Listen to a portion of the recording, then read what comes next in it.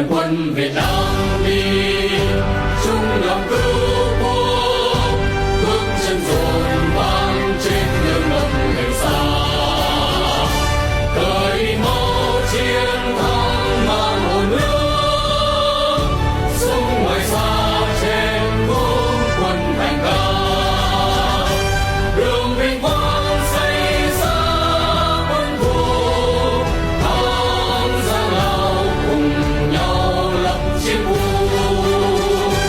vì nhân dân chiến đấu không ngừng, tiếng màu ra xa trường, tiến lên cùng tiến lên, nước non Việt Nam ta vững bền, đoàn quân Việt Nam